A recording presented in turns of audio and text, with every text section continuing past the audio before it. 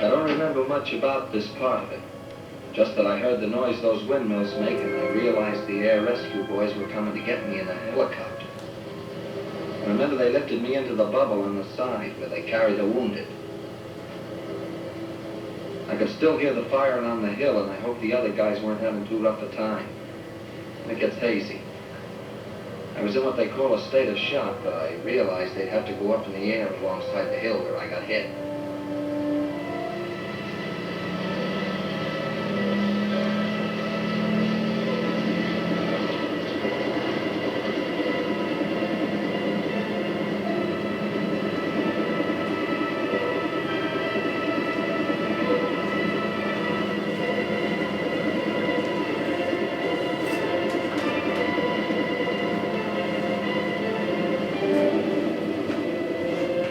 We must have passed right over the front lines.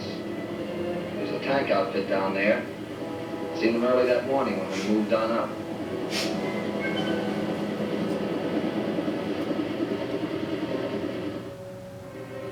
Kind of snapped out of it when we got to the aid station. It's still up in the lines where they bring the wounded in.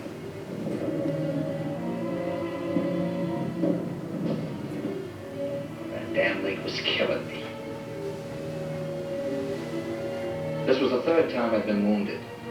Once mortar fragments, second time a machine gun through the shoulder. I never thought it'd happen a third time. They put on the tag, name, type of wound, all that stuff. Name Corporal George Pritzman from Los Angeles. Before I was called back into the Army, I was on the LA police force. Cop. Padre came in and started reading from the Bible.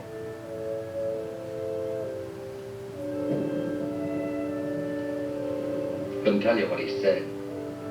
Truth is, I was thinking most about Mary Jane, my wife. She'd worry when she got the telegram. Well, there I was, all tagged and ready for delivery.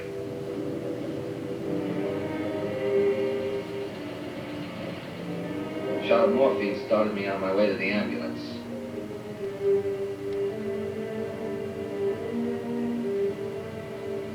In the meantime, they were bringing in the next customer.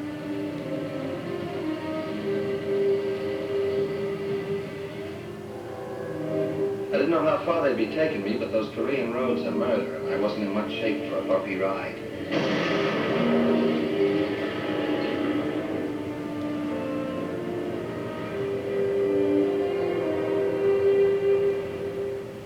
Miles later, we went through the city of Seoul. I'd gone through it a couple of times before. Forward or back, advancing or retreating.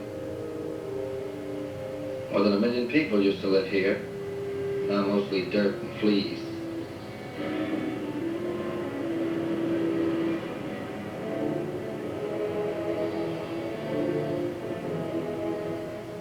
The 8055 Army Surgical Hospital. This would be where they operated on my leg. First, of course, they took an x-ray. Fractured compound, comminuted right femur. That means the bullet smashed the bone. Maybe there's something wrong with the nerves. The last thing I noticed was that the nurse who put the ether mask over my face was a major.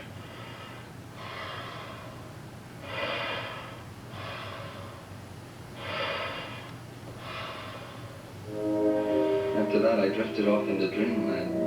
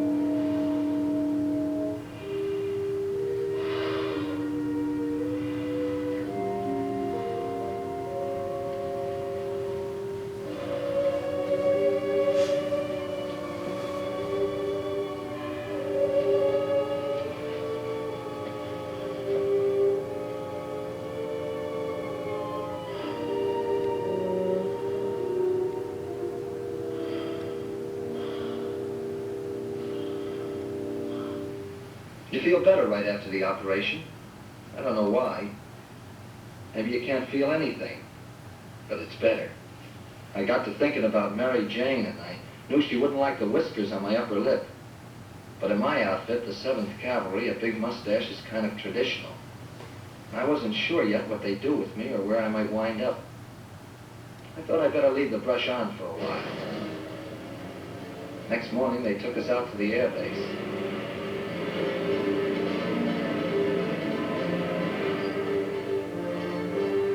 Planes evacuate the wounded every day.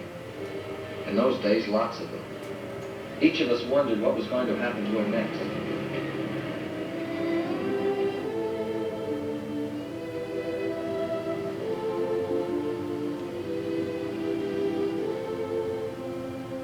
It was cool in the shadow of the wing, and I had company.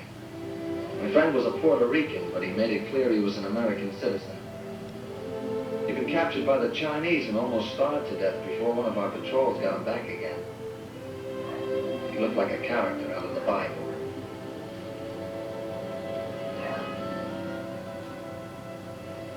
Flight nurse checked us aboard.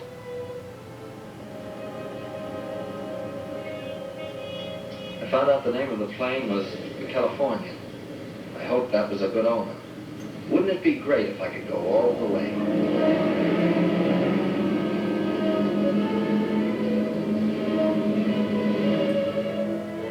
50 minutes later, we landed. Our next stop was the 4th Field Hospital. I hadn't gone far. I was still in Korea.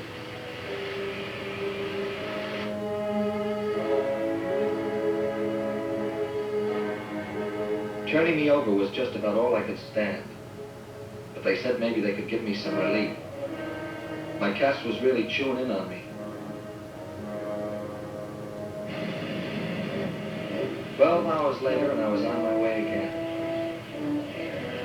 As we rode around the perimeter of the field, the jets were taking off down the runway. But one of them didn't make it.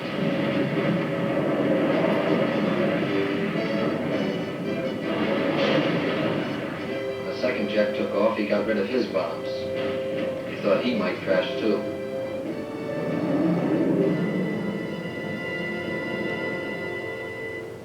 In about 20 minutes, we left the shores of Korea, and the C-54 we were flying in headed east for Japan. These planes can carry close to 50 wounded. They stack them up in litters, 4 deep.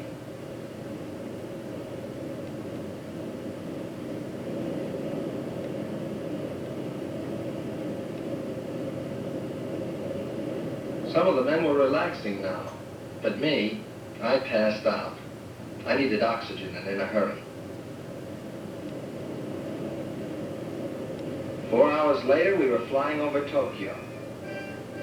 Some of the guys were saying Tokyo looked like Chicago from the air, or Kansas City, depending on where they came from.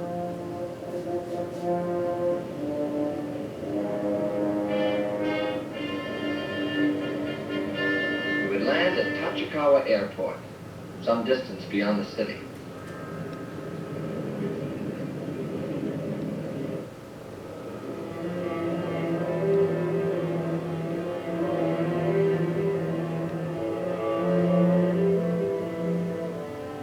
Feeling a little better.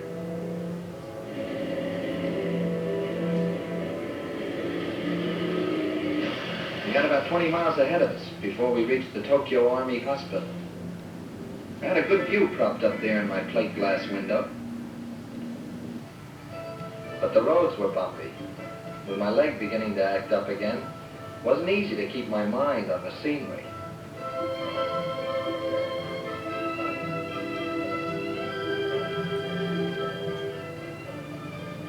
In a way, Tokyo reminded me of Paris during the last war.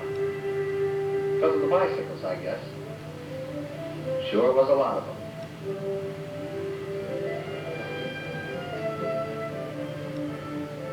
We passed the Imperial Theater. I recognized it from the postcards I'd seen. A few minutes later, and we reached the hospital.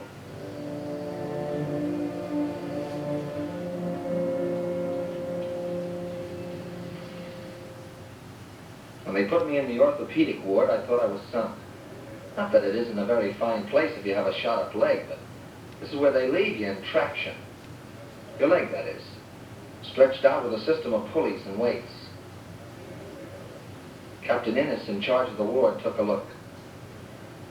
Had to be decided whether they'd remove the cast and put my leg in traction here or someplace further on. That decision was mighty important to me. Some of the men had been here for months.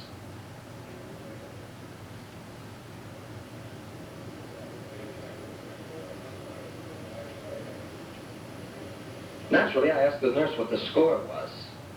She said, "Don't worry, soldier, you're on your way home." I wondered if they'd notified Mary Jane yet. I still had 6,000 miles to go. It was late in the afternoon when they took us out to Haneda Airport. You leave from there when you start back to the States.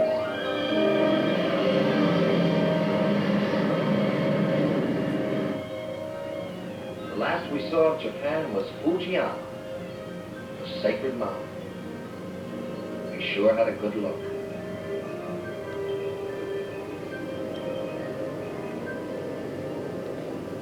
One flight nurse was Lieutenant Thompson of the Canadian Air Force. We're short on flight nurses, and since Korea is the business of the United Nations, she's helping out. The other flight nurse was Lieutenant Gallo. She's been in service 6.5 years.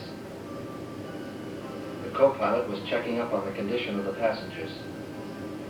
Most of the guys went right to sleep. The sound of the motors was like sweet music to them, I guess. And that was the first night out. 61 guys on a plane.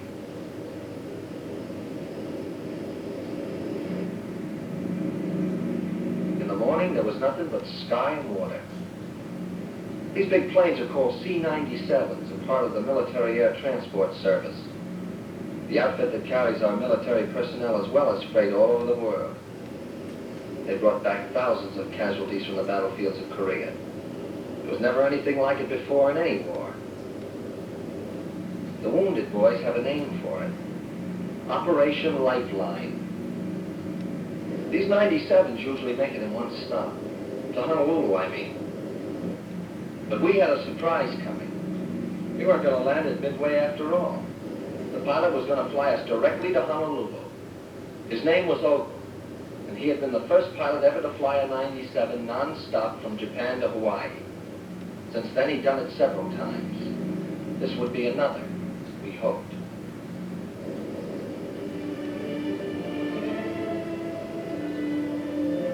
When we came in from the sea, Honolulu was beautiful. I'd always wanted to bring Mary Jane here on a trip.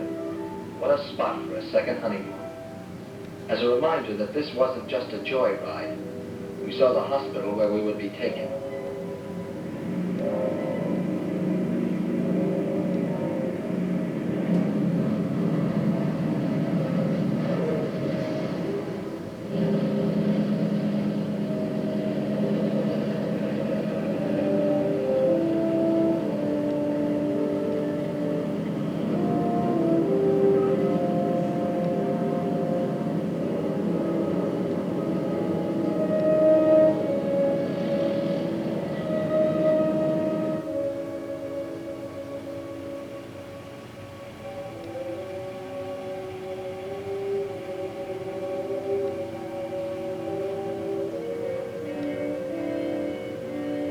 I was still 2,000 miles from home, but just being in a part of America made it wonderful.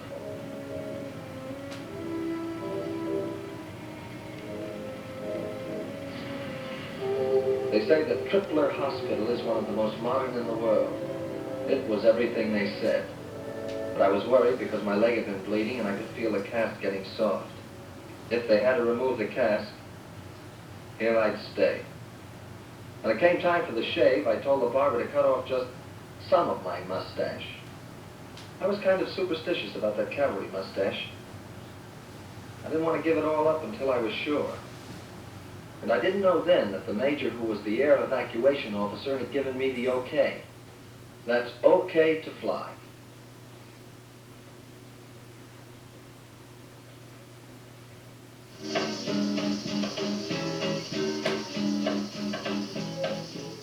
We couldn't go see the hula girls, so they came to see us. They come every day to the hospital and entertain the wounded. When they start passing out the medals, they shouldn't forget these people. The kind of medicine they give a GI is to make him feel he's not forgotten. That's the kind that does the most good.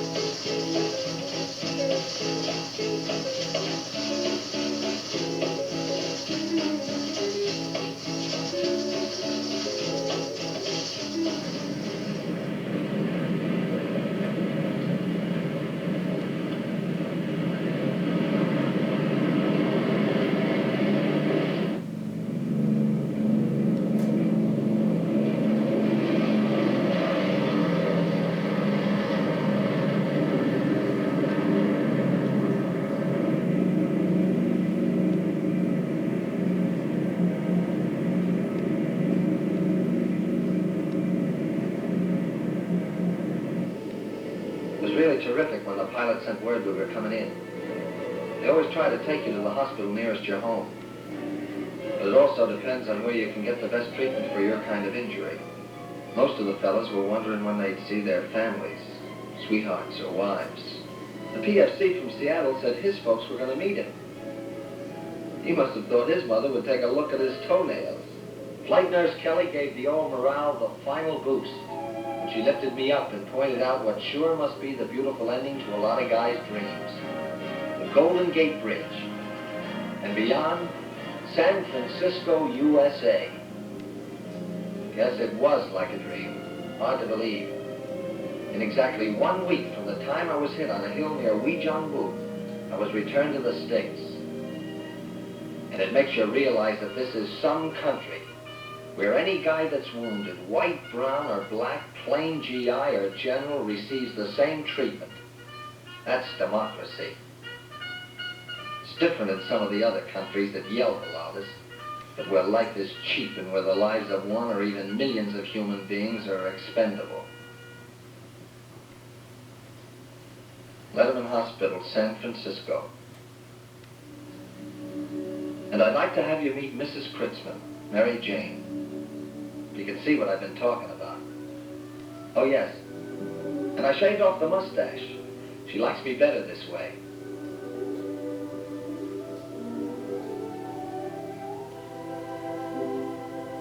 And here's another member of the family, Richie.